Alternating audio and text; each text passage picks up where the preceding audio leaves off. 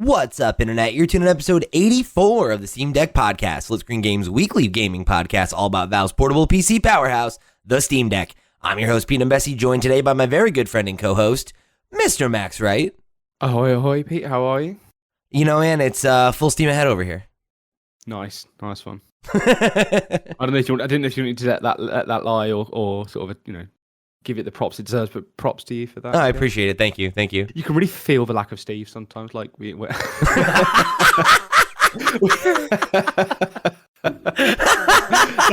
that shit would have never have flied if Steve was here. You would have got an oh no immediately. Yeah, it's like, I think it's funny, right? Because we've mentioned it the last couple of weeks, I guess, but in case you missed us out or whatever, Steve just moved. He's settling into his new place, so he'll be back next week if all things go according to plan. Mm-hmm. And these last couple of weeks, we've gotten a lot of time to just hang out, and I feel like you and I both have a tendency to throw out like fucking dad jokes like that, and Steve is not a fan, and you and I are both just like, yeah, all right, like let that ruminate. Steve always, you say jokes sometimes, Steve will just go God, and then but deep down he secretly enjoys it. Bring back Steve. I'll be posting his address in the Discord when he moves. Just not so everybody, that way you can mail him some nice housewarming gifts. Definitely.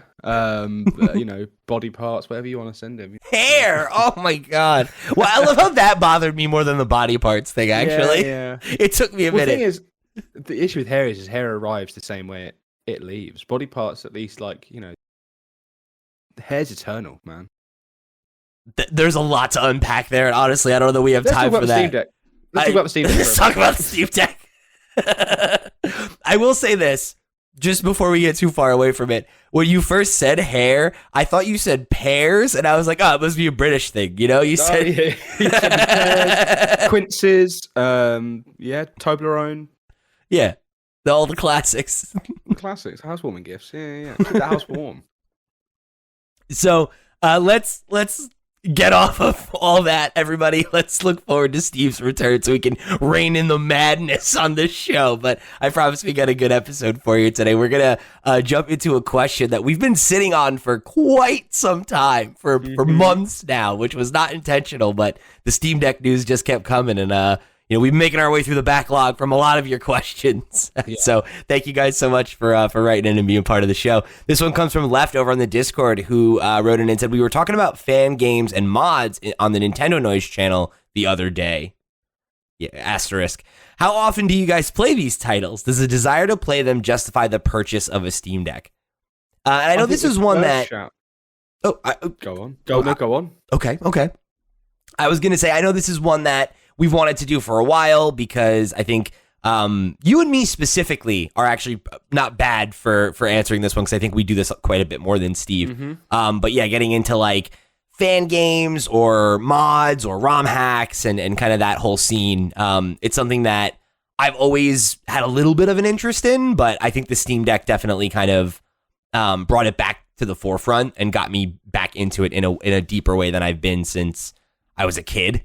Yeah, I agree. I'm pretty sure I said this when we spoke about Celeste 64, which is sort of a fan game that it's not a fan game, but like a free sort of downloadable. You don't really play it on the PC or the Steam Deck. It's like a fan game, but it's like made by the actual developers of the game. It's like it's a weird one, like a fan midway sequel, but it's like itch.io.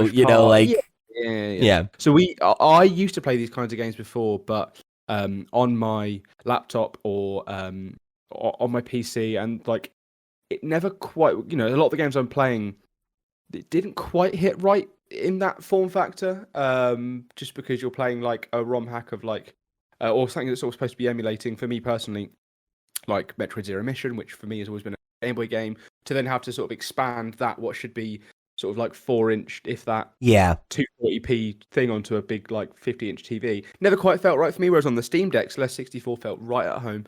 And a lot of these games that we're going to talk about now are games that I have played, or you have played, or games that we have a desire to play maybe. That I do think the Steam Deck is the best place to play some of these games. And I think whether the desire to play them justifies the purchase of a Steam Deck by himself, I think if you combine that with emulation and with Yeah. the ability to play ROMs and play through like older games, and just sort of take those games away from the PC and onto that form factor. I think this it's the best system to do that with. So I definitely agree, and I think that's a good like asterisk, because I would say that I think the best thing about the Steam Deck, at least by my estimation and the way that I usually I think sell it to people or try to talk about what is great about it, is that like it's not any one thing that justifies the purchase. It's all of those things, right? It's that it is the perfect emulation station. It's that it is the perfect way to engage with fan games.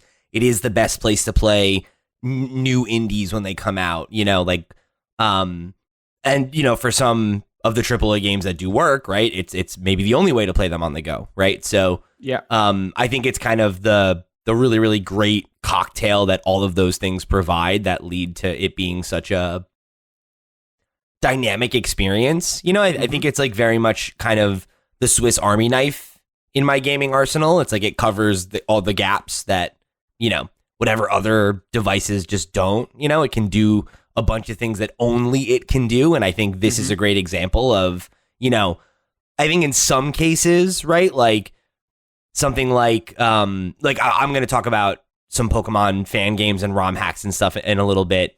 Stuff I've talked about really enjoying playing on the deck in the past. And like, I think about games like that where the only way that you could play them on like a native piece of hardware, historically would be to like, flash it on a cart or buy a hacked cart that somebody made on, eBay or whatever.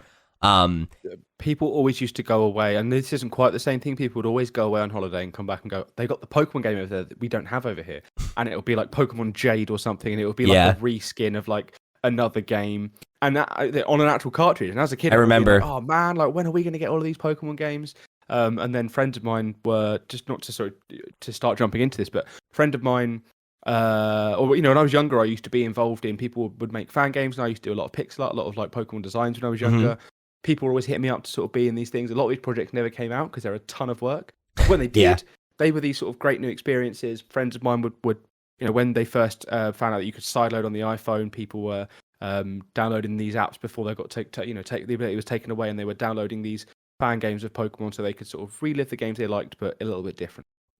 Yeah, and I think like I said, I've had kind of those experiences on PC in the past, and I definitely loaded a fair amount of emulators on my original Android phone and stuff like that. But it just doesn't, I think there's something about playing on a dedicated device that just feels better. And to your point about, like screen density and pixel density for some of those older games, it just hits better, right? And like I think, especially like some of the like Game Boy Advance games like look really at home on the Steam Deck and on like a smaller screen like that, Also, just a crisp OLED display. I remember when I got the first ever Steam Deck and I booted up Pokemon Emerald, and I was like, this is a shame, because it's like having a massive Game Boy, but the game looks fine. Whereas when you boot it up on the OLED, you really can notice the difference. You're like, pops, yeah, the colors sure. pop. This pops. It does pop.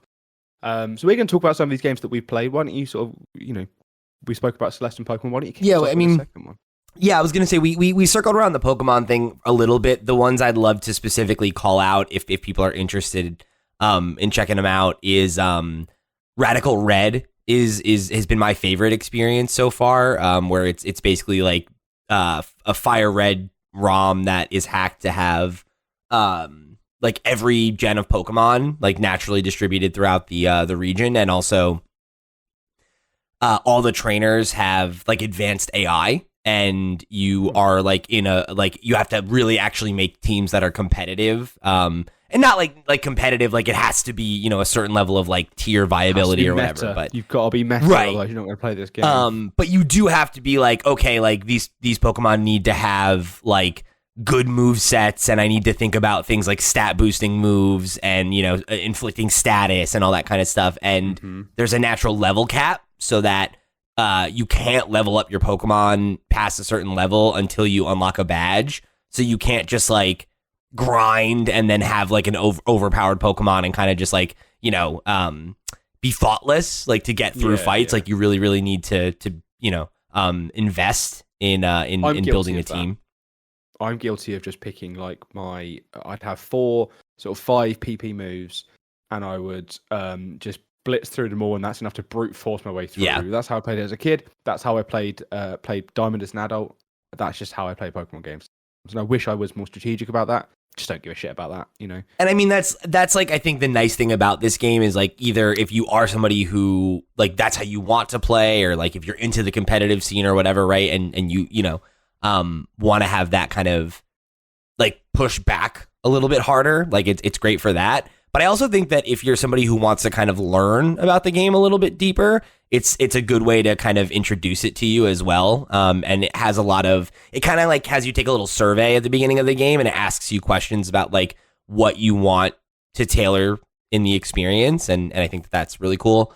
Another one that I really enjoy is Pokemon Blue Kaizo, which is, I've not actually completed a run of that one yet, but it's basically like, if you're familiar with the concept of Kaizo, right? Like Kaizo Mario was really popular in like the early days of YouTube and stuff, where it's basically just like nail bite, like really, really difficult version of this classic game, right? And basically with that, it's like all the battles are tougher, levels are higher, like enemy AI is really aggressive, all that stuff. But also the map is like laid out differently, and it's laid out in such a way where like in Viridian Forest, like it'll be like funneling you, and like you could like end up at a dead end and have to go back and start over, and it like is very like you have to really be careful with planning resources and thinking about how you're going to progress. And like little things like that. I think like if you're somebody that, you know, has played those games like over and over and over again, like I have, and you want to go back to them, but when you do, you find that you're like, you know, you're just not getting enough of a challenge anymore, right? Because you know the game too well, right? I think these are like some really, really great like tools for stuff like that. But there's also a lot of really cool like fan games, like original fan games that I've not really scratched the surface on them as much as I have the hacks and stuff, because I think that like the difficulty is a little bit more interesting to me than the novelty. But there's one that Trendy Brendy from our Discord has talked about a lot that I really want to check out at some point, which is Black and White 3, which is basically the Black and White games remade in I think the Gen 2 engine, and like in that style. And there's a ton of really cool projects like that as well, like people who have like remade like basically like they like let's take Gen 2 and remake it in Gen 1, or like let's take Gen 1 and Gen 2 and like make them one game, and like all those kinds of like crazy things. And like a lot of like there's a one where someone took like the Emerald like sprite set and remade Crystal, and like it's like a lot of people look at that as like, oh, this is like the definitive, you know, fan version of that game or whatever.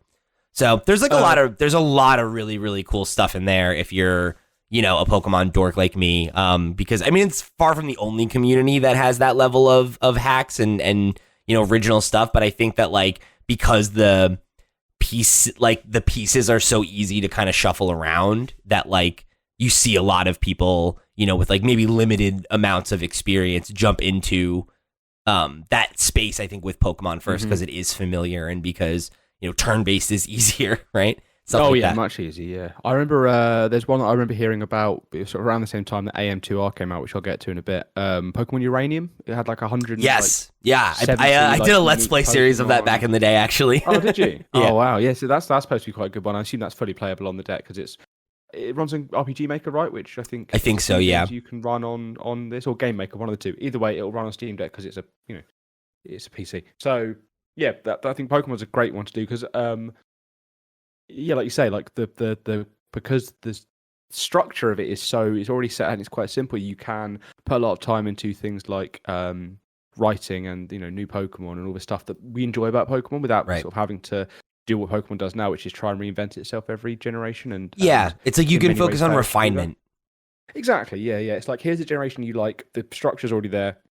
Here's just a bunch of new shit that I like doing, and then, like you say, they can tailor it towards competitive or people that just want to sort of see new Pokemon or just have an experience. So Pokemon fan games. There's so many of them. I think Like I did a blue run with a randomizer that was really fun too, where it was just like good. every encounter is random, and like just like let's see what you get, right? Like, Yeah. we're luck of the draw.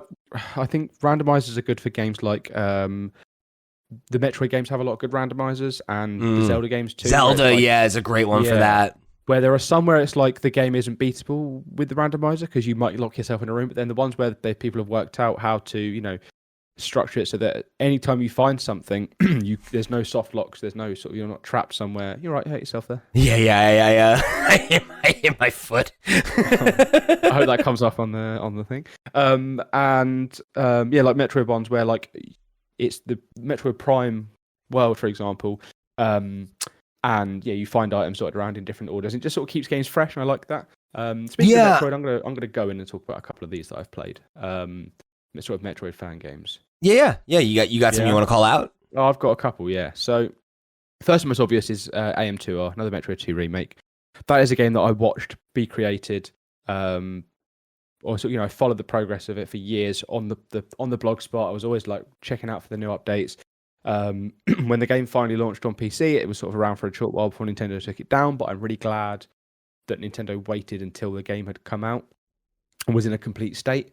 And then sort of since then, it's just been fan patches and things like that. But it's a really quality version of Metroid 2 that, while it has been surpassed in some ways by Samus Returns or Return of Samus, whichever one. I think it was Samus Returns on the 3DS. It's still a very, very good version of that game. It really emulates the, which at the time was Peak Metroid, the Zero Mission style, with a lot of sort of refinements to, what made Metroid 2 great.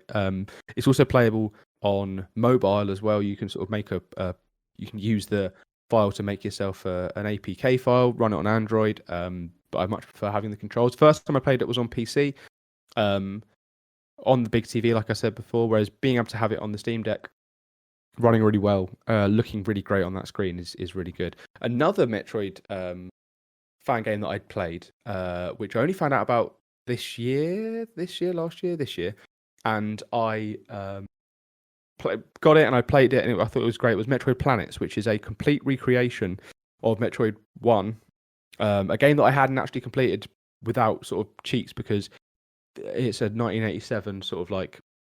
It's unfair in the way that you you sort of start back at the beginning. You you have to then grind up your health. So if you have like 6 health bars, for example, and then you die, you start back at 30 health with 0 bars full. You have to go and grind for it. It's just not fun.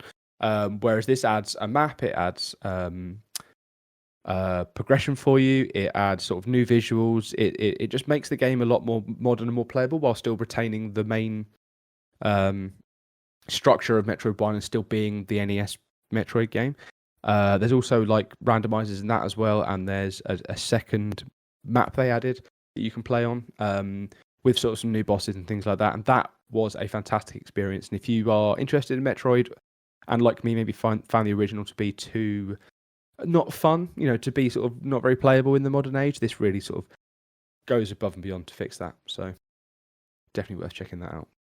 One that I actually kind of forgot about until looking into this was, and it's not one that that I have a ton of experience with, but Black Mesa is the Half-Life one, and like that actually like ended up becoming an official release, which is like wild. It's very, very cool, right? Obviously, it's great to see that being supported and to see Valve just be like, yeah, cool, you can release that. There's a few games that have happened. Like you had Portal Revolution came out this year, which was a mod, sort of a prequel to Portal 2, set between Portal 1 and 2, with like voice acting and things like that. And Valve said, yeah, sure, you can put this on Steam. You can download that for free on Steam as long as you own Portal 2.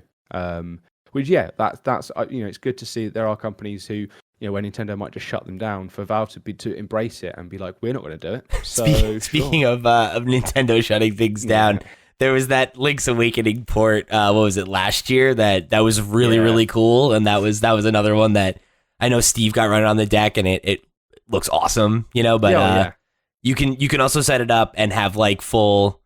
Like it has like widescreen support and it can go huge as well. It's absolutely bonkers. You can see like the whole map. Really it's cool. Awesome. It's really. I think that sort of stuff's really clever. What's funny about that is that Steve had that on release, the day of release, 2 days later, I was like, oh yeah, I should probably download that, but I had to ask him for the file because it'd already been taken down. The itch.io Yeah. went.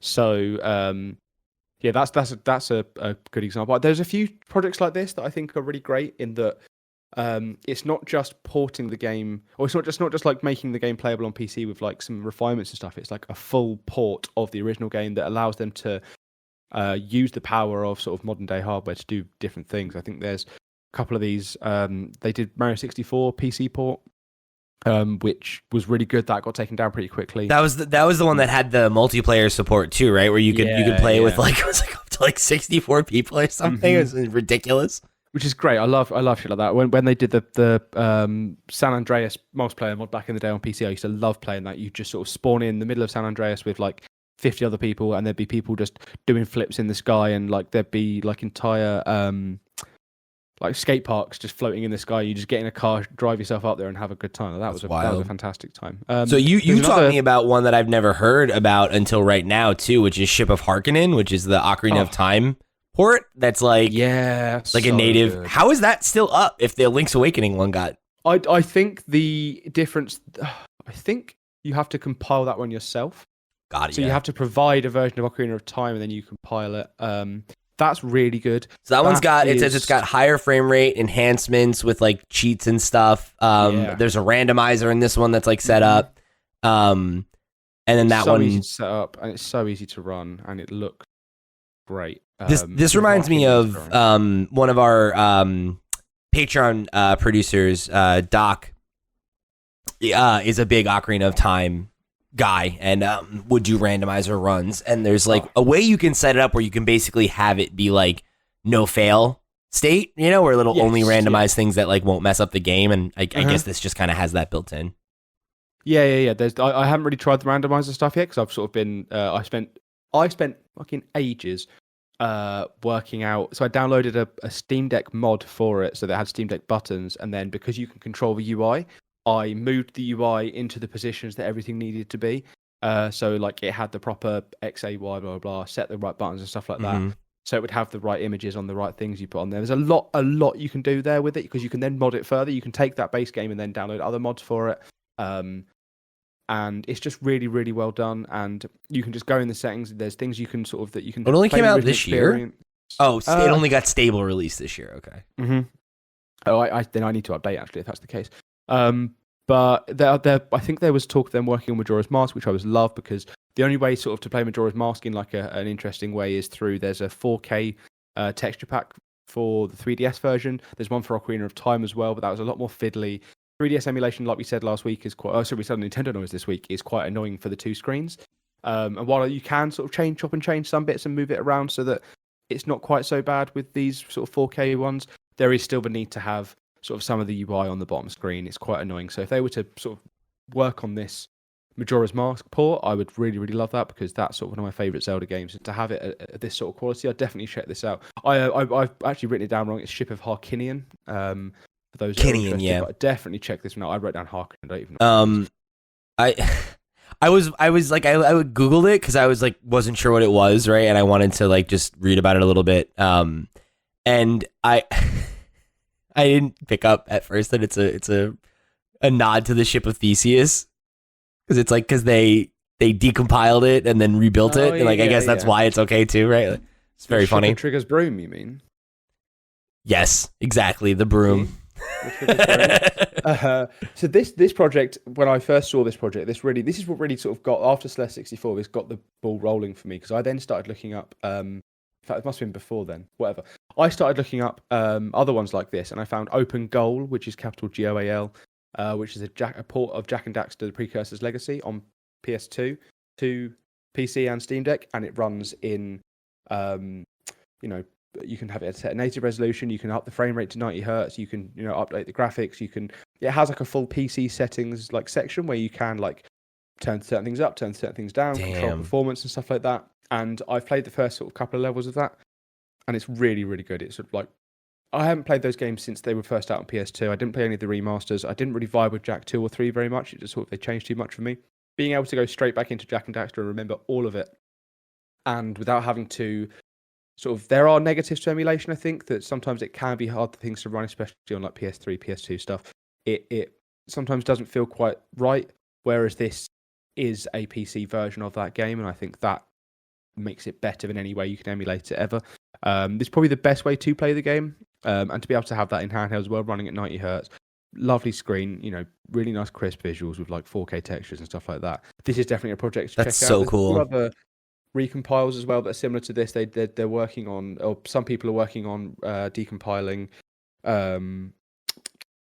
Link to the Past, Super Metroid, and Castlevania Symphony of the Night are all sort of in progress right now. There's a so if you want to sort of search for the same team has Jak 2 and 3 in development. It looks like Jak 2 is almost done too. Loads going on. This when you so do you know, like, can you explain this to me? Like, what is the decompilation, right? Like, what are they doing? It's so instead of that's, I guess, the difference between you being emulating the software versus like you're decompiling it and then recreating it from the ground up to run on PC. Yes, basically, yeah. Yeah. So instead of sort of taking the old SNES port or the ROM, and then instead of creating the software that acts as the hardware so that it can play the ROM, you're just running it on the hardware. You're just creating the software that runs on this hardware, and a lot of the time it is one for one, but there are some times where it's sort of there's a lot of work that needs to be done, and there's a lot of people working on these things together. So it's not as simple as sort of porting, dragging, dropping, and then sure, of course, kind of thing. It is creating it all from scratch, and you can see on the Discord, you can see the status of these projects. You can see that like some of them are like 10% done, 20% done. Some of them are stable, blah blah blah, and that there's a SNES Rev, I think, is the company. They've got a few sort of things they're working on. Super Metroid looks like, Super Mario World they're working on, Zelda 3, which is but yeah, that they're all sort of projects that are actively in development. Very interesting. Yeah, they're doing that for. Yeah, I just found their Zelda 3 page. Mm-hmm. Interesting. Yeah, I mean, I think that's so cool because it's like, I know that that's something that we know about some of these games, that like some of them, some very old games, right, like do have high resolution assets that are then being compressed for the hardware of the time. So like it's kind of cool to be able to see something like where you can kind of fully unlock the potential of what's there. You can really see it when you emulate GameCube games, for example, like where you might look at something like, let's just say, Grand Theft Auto Vice City, for example, and where it was aimed for a realistic style.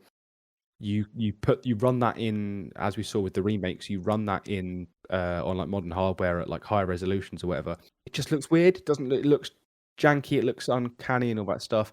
Whereas on GameCube, and when you have like GameCube games upscaled that are designed like Super Mario Sunshine, let's say, or Wind Waker, where they are sort of more cartoony and stylized, they look incredible when you upscale them, because they are not even upscale, just run them at a high resolution in the emulator, because they're already high quality assets in a style that still looks good to this day, because that's the way they were designed.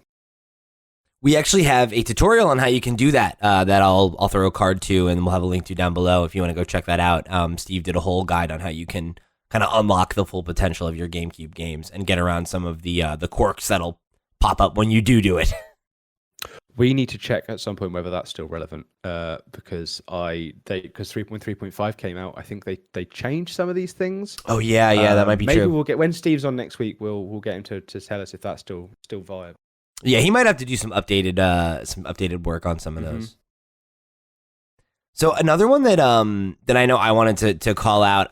This is one I haven't gotten to get to myself, but it's kind of the next like fan thing that I want to get running on deck. And it is like a little involved. But it's called Thug Pro. It's Tony Hawk's Underground Pro, and it's basically you get. I think it's built on Tony Hawk's Thug 2. So it's the second one. And then you have to basically like run it through Proton, and like there's a couple extra steps to just like get it to kind of launch properly. But then there's like there's a massive community of folks that like have made original content for this. So like if you've ever seen one of those like TikToks or shorts or whatever, where it's like, oh, it's like Link and it's, you know, he's skateboarding through Ocarina of Time, or like, you know, it's Isabelle and, you know, she's playing through this level and Metal's playing in the background or whatever, right? Like all of that is Thug Pro content. So it's like a lot of it is just taking models and putting them in the game and stuff like that, of course. But yeah, there's like just a truly baffling amount of stuff to do.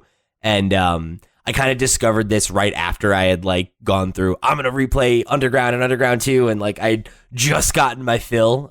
So it's one I haven't taken the plunge on yet, but it's one that like I've got it like open on a to-do list, you know, for like months and months. I'm like, yeah, I'll get around to this at some point. Some of these do take some doing. I think all of the ones that I've said that sort of require you to sort of decompile and recompile games and sort of create the launcher yourself using, or create the exe yourself using like a ROM and then like their own tool. They are more involved, and some of them might involve Wine or Proton Tricks, or you know. Yeah. But there are tutorials for these things online, and it's worth checking out because once you get them going, they just work. And I'm not fantastic at this kind of stuff, and I've managed to get all of these running so far. So same, and that's like the deal with like Radical Red too. It's like you need to like get a clean ROM of it and then like put the layer on top of it, but like there are tools that'll help you do it, and there's plenty of things like that you can kind of take advantage of. Very much the same as the Mother 3 English translation. People were really upset at the most recent Nintendo Direct that Japan got Mother 3, and on the Nintendo Online we didn't get that over here, and neither did you guys in America. But the fan translation has been around for a long time, is as good as it can be, as good as anything that Nintendo could do now, because no one that sort of really understands the tone or what they were trying to do with the original sort of vision for the game is there anymore. So you might as well play what we have instead of just waiting for something that might not happen. And that's very easy to do. It's just, you know, you give it a ROM, it kicks out the translated game, and you just play Mother 3. There's no more waiting for Nintendo crying in the comments every Nintendo Direct because you didn't get Mother 3, when you could just be playing it right now by using the Steam Deck, or you know, you could emulate if you wanted to then put that into a Game Boy emulator on your phone or on like your handheld retro gaming system like you spoke about before. You can do that. You know, it's not hard. All right, any other ones you want to call out, my man?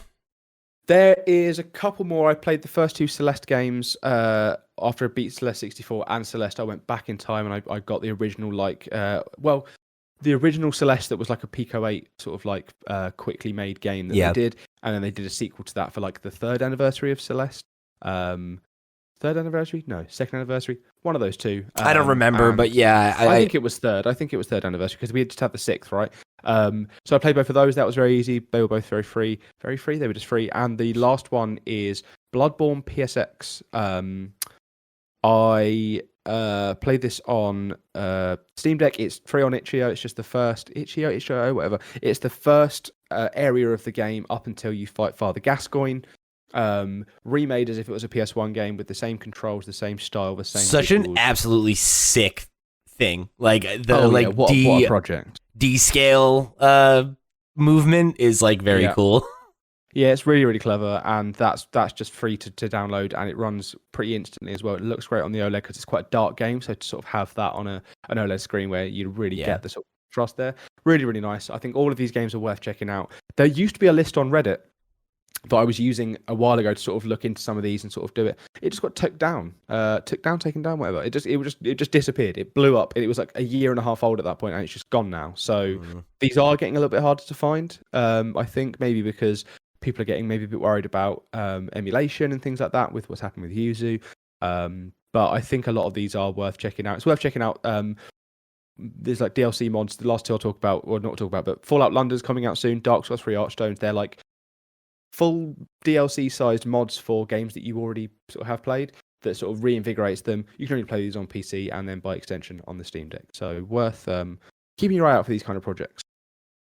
Yeah. I think it's a great way to breathe life into, you know, some of your old favorites. And again, right, I don't think there's a better way to do it than playing them on Steam Deck, just because, you know, I mean, some of these games are right at home on your PC, but I think particularly for some of the retro stuff, it just feels better on a smaller screen. You know, it's like these games are not made with big 4K resolutions in mind, right? Or even like, you know, like a nice 10440 display is like sometimes going to feel a little big, you know?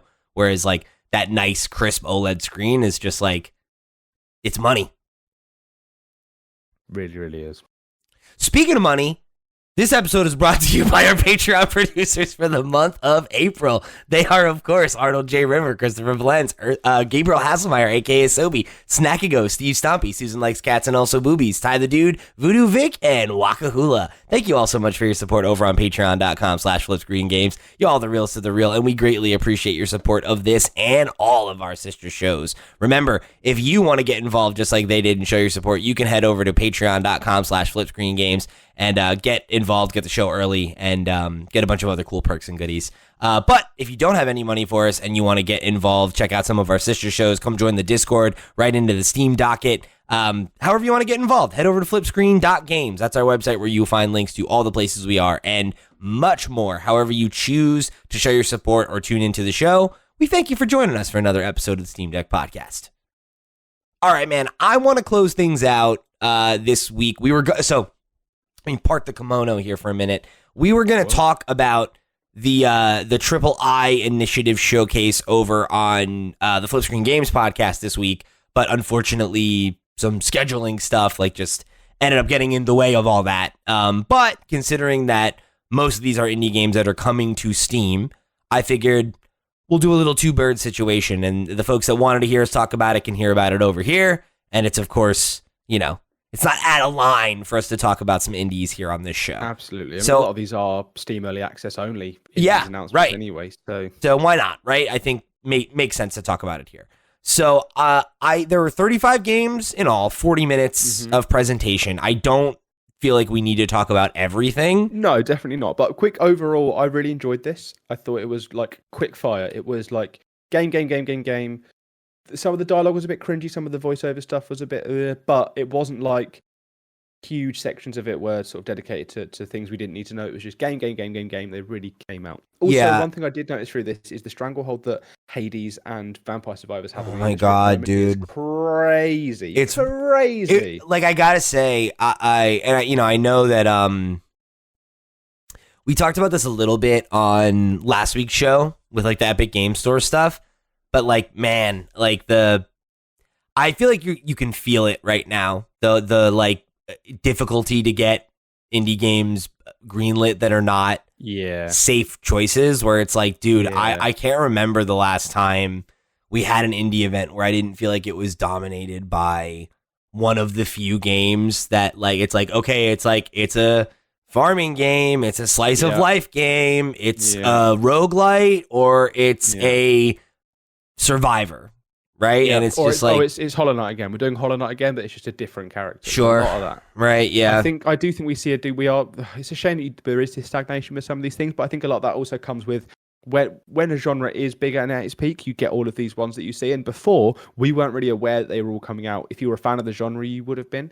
But now we're actually, sitting down and intentionally engaging with indie games being advertised to us, and I think we're probably seeing this more than we have done in the past. But hey, let's talk about the games we did want to play. Yeah. And I guess that's just kind of the top level takeaway I ended up having, where I thought overall this was a good presentation, and I thought its pacing was strong, and that there wasn't a lot of kind of fluff like you get in some of these. But I did kind of walk away being man, for you to show that many games and for me to feel like a lot of them feel kind of samey, or they just feel it's we're old, so I'm going to make an old man joke, but it's that Seinfeld bit that we already have a George, right? It's and it's do I need 16 Hades clones in a year where Hades 2 is coming out? No, I really don't, There were some that I think did do what seemed like interesting, unique things, and there were some that just sort of didn't do that, but there are definitely a few games that I thought looked really sharp, and some of them are games that we've seen before, which I think inherently leads to it makes it feel a little less exciting to see them again and be this game I already thought was cool looks good, but I don't want to take much new. Yeah, exactly. But I also don't think it's fair to take that away from them, because the games that I was already interested in, right? They do need to maintain my interest, and I think that the one of the ones that really stuck out to me was Shadows of a Doubt. That's that sandbox detective game in that voxel world, and it's really very 20s gangster noir kind of vibe, but like in like a cyberpunky neon kind of city. Like, I just think that looks so cool.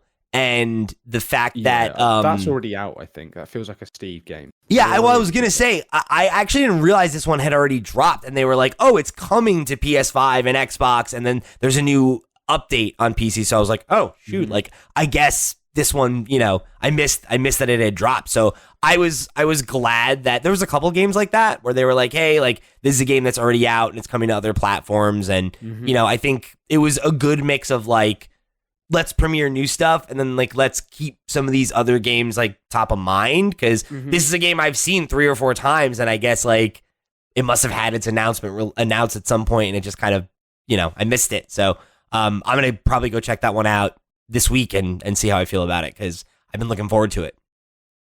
So there's a couple of games that I sort of were maybe sort of set up and go, oh wow, and I think the first one for me was my wish list, by the way, is now full of games.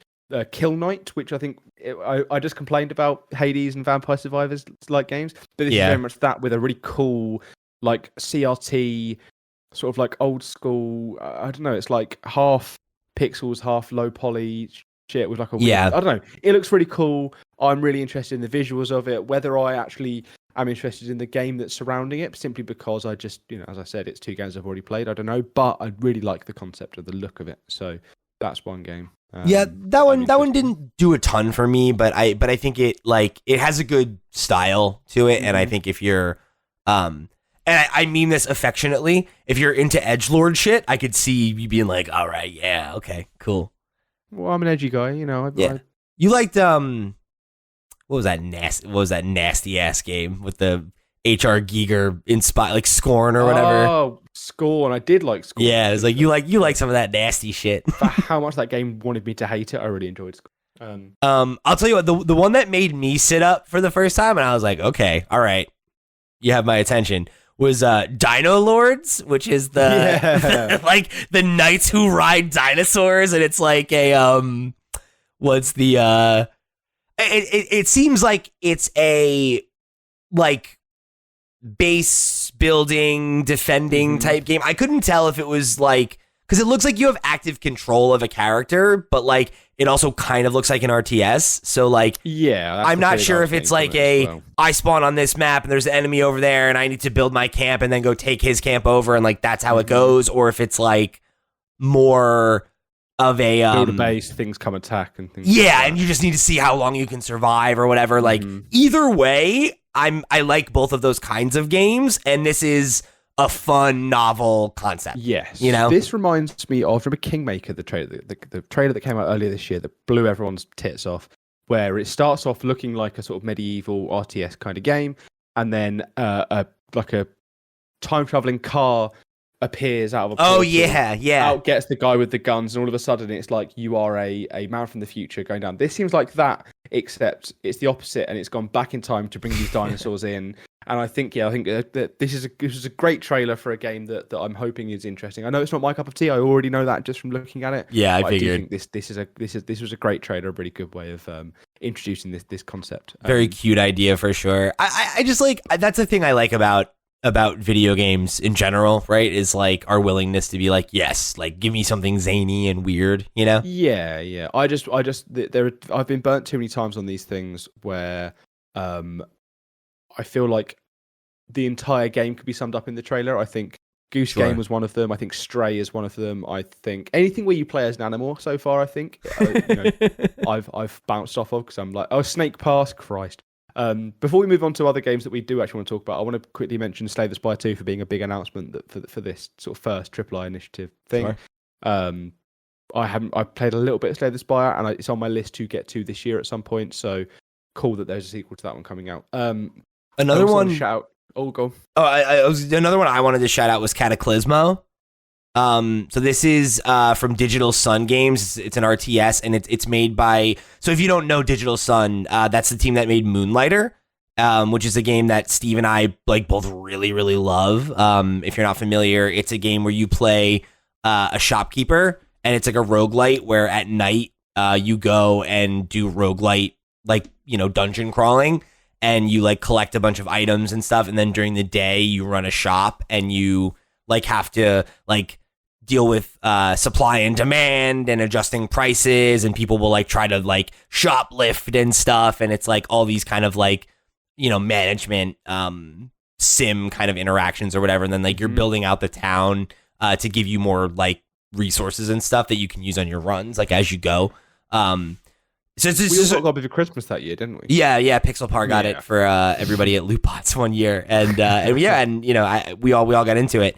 So I mean, on its face, like this is a game that, you know, because of the pedigree of who's behind it, I'm interested in checking it out, and I think it does look interesting. Like it looks like it's a like kind of tower defense type thing where it's like you're building a castle, and then there's these like I think they called them terrors. They're like these like white, horrible, ghoulish little like looking, monsters that like swarm your castle and try to get inside and kill everybody. So I'm like, Great color palette on this, really nice visuals, like pretty somber, looks moody really, like, and moody, dark and I just like across the board, this was one that I'm like, okay, like this is a type of game that I like that you don't see a lot, and it's from a great team, and it seems like it has a good art direction. So I'm definitely in on that one. Coming out in July. Speaking of good art direction, I really liked. Well, I mean, I've played the demo of it, but Gestalt Steam and Cinder, a Metroidvania. The one of the lead artists worked on Blasphemous and other games that I can't think of. The Mummy Demastered, things like that. This is looking good. This was looking good when I played it. I think I played it in the last Steam Next Fest, not the one we did, the one before. And it looks like a good game. It's finally got a release date of coming out in May. I'm really excited for that. That I think led straight into the Vampire Survivors coming to PlayStation. That was then followed up with the Contra stuff, which blew my mind. That was Pretty cool. It actually made me download Vampire Survivors again and get all the DLC, because I'm like, yeah, I'll try getting back into this and having some fun with this at some point. Not that I've got, you know, not enough to play at the moment, but you know, I thought I know, get back right? into Jesus, that. it's like there's so much, and please. Speaking of which, there was a game on this that was one of the ones that I don't think you'll be interested in, but that I was like, oh, this is such a me game. And I was like, when does this come out? And then like, it's available now, and I was like, I wish it was available in like 2 years. Give me some time.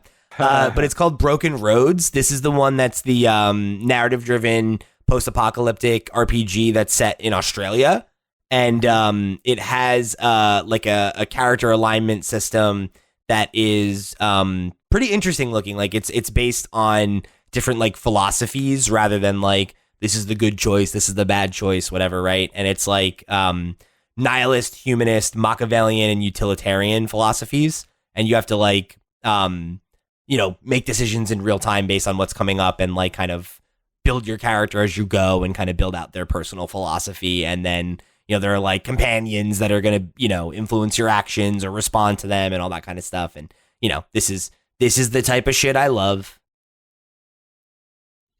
They're giving you more of what you like. That's what you like to see. I also like Australia is like, it's a unique setting, right? Like it's like there are not a lot of games set in Australia, and like a post-apocalyptic RPG in Australia specifically sounds like a great setting because of... Imagine the spiders. I know, that's fucking horrifying. Ridiculous. I really liked. I like the look of that too. There's a game that I have already been spoken about on this podcast for, Hyper Light Breaker, and it was good to see like an update on that and confirmation that that's coming out. There's a couple of games that the updates we got were stuff we already knew. I think we said this earlier, but like it's just nice to sort of see them appear and sort of be supporting this show. I guess Power World, we knew that the Power World Arenas sort of stuff was coming. We knew that when Hyper Light Breaker was coming out, but it's just not that sort of stuff reiterated in this. Yeah, it's cool to see buy-in, right? Of like, we're trying to make this like a thing, right? And it's like, cool, like let's get some of the big games that, you know, don't necessarily need this. Like Power World doesn't need this to announce a new game mode, right? Yeah. But like it does lend credibility and credence to the show to have them show up and be like, hey, yeah, we got a thing coming.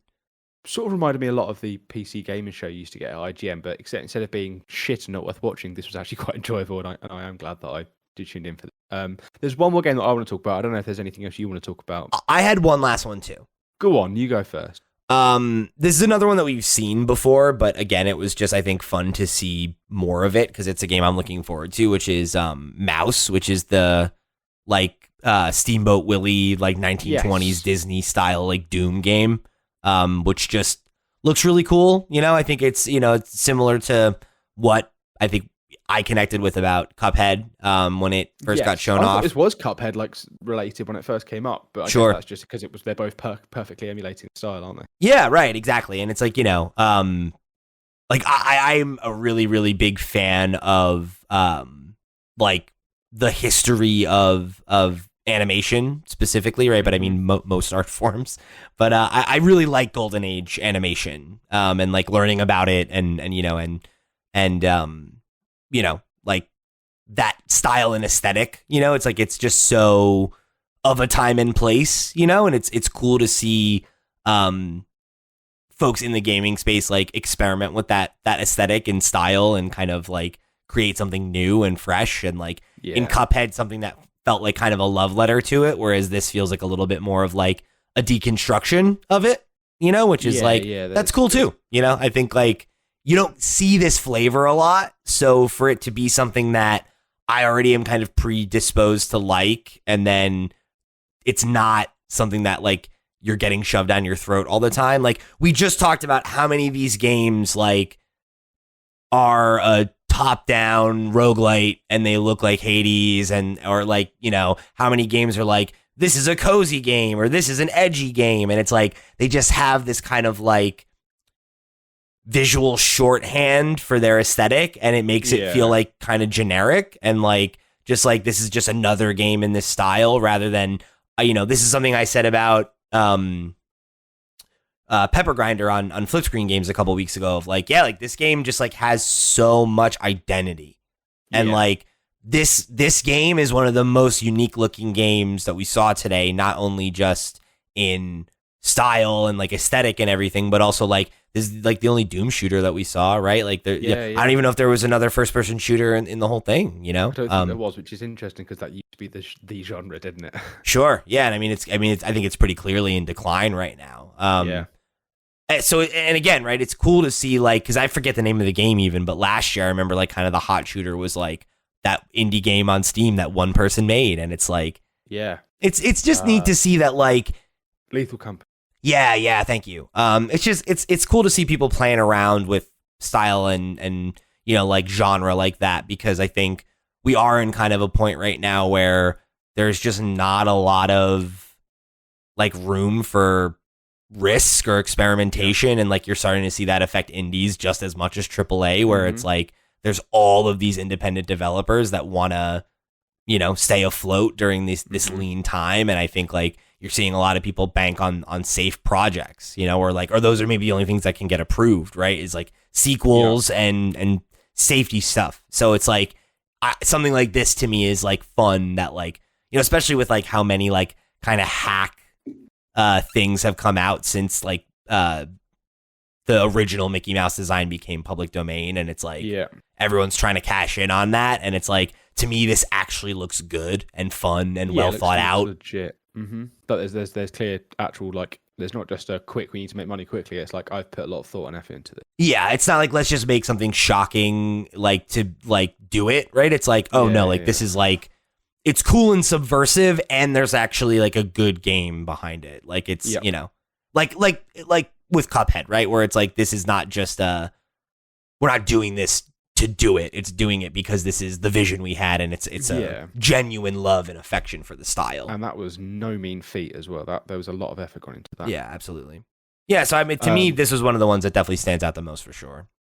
Absolutely. The last game for me then, I think touching back on what you said about putting out things that are sort of safe and things like that, I think Ubisoft trying different things with the Prince of Persia genre this year, IP this year has been interesting. The fact that we're getting a second Prince of Persia after no Prince of Persia games for years, really surprising. 2 in the same year, and this one is completely different to what the other one is.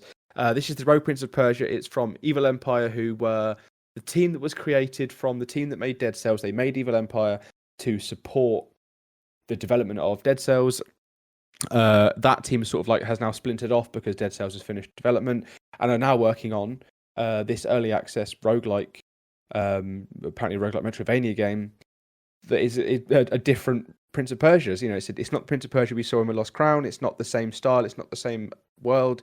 It's a completely different, unique, The Rogue. interesting color palette. Yeah, it's a really. We knew about this game before. This kind of leaked a few days beforehand, but it looks interesting, and it looks. The other thing I wanted to call out that I thought was really interesting is like, because I'm with you, right? I think it's very interesting to see them do a second Prince of Persia game in the same year, yada, yada, yada. But like, that was also developed internally, right? Yeah, it was. Yeah, that was. So like, yeah. Very interesting for them to be like, okay, we're going to bring this series back from the dead, right? And like, we had a remake in development that's been postponed, whatever. We had an original game spun up. We're also going to let a third party studio make a game. And instead of it being a regular traditional release, it's going to go into early access. Like, yeah, all of those are weird choices. And like, I don't know if that is a sign of them being like, it's not worth it for us to develop these kinds of games internally financially, but it makes sense to, license IP out and stuff like that and blah, blah, blah. Maybe that, yes. I don't know. Oh. And maybe they're doing both to see which one works better. And like, that's going to be the experiment of how they handle this kind of game moving forward. I don't know. But I always think these are much cheaper than full-fledged Prince of Persia games. Yeah, I mean, right? It has to do with it as well. Yeah, and you've seen what the team that made Dead Cells are capable of. What they turned that game into from when it first came out. It came out with a lot of content. They've supported it constantly, very, very well. It's been very well received. Every new update has added new things, and I think that that's clearly a sell for Ubisoft to have a technically a live service game, I guess, in that you keep releasing content. That being able to support these games for a period of time without significant drop off, like they probably have seen with things like Skull and Bones, has probably already seen a lot of drop off. This is a really exciting one, and it's out soon. It's out in May. I'm just looking through my Steam wishlist here, and getting already stressed out by all the games that are like we've got No Rest for the Wicked out next week, Tales of Kenzera out in 2 weeks. That's Rogue Prince of Persia's out like 2 weeks after that. Another Crab's Treasure the week after that. There's a lot going on. I'm excited. Yeah, man. Yeah, it's there's just a truly insane amount of stuff this year already. Mm-hmm. And it's we got quite a bit to look forward to too. So absolutely, definitely a cool one. So yeah, if you guys want to let us know what games you are most excited for from the III initiative, or any fan games or like ROM hacks or mods or whatever that you've played freeware that you've played at home on your deck that you've really enjoyed and you think people should know about, definitely make sure you write in all the ways that we told you about earlier. Head over to flipscreen.games and you will find links to all the places you can get in touch, all of our sister shows, our Discord, if you want to keep the conversation rolling between episodes. However you choose to get involved, we thank you for tuning in and being a part of the community. For the crew, I've been Pete. He's been, over there, I'm backwards this week. He's been Max. We'll see you next week.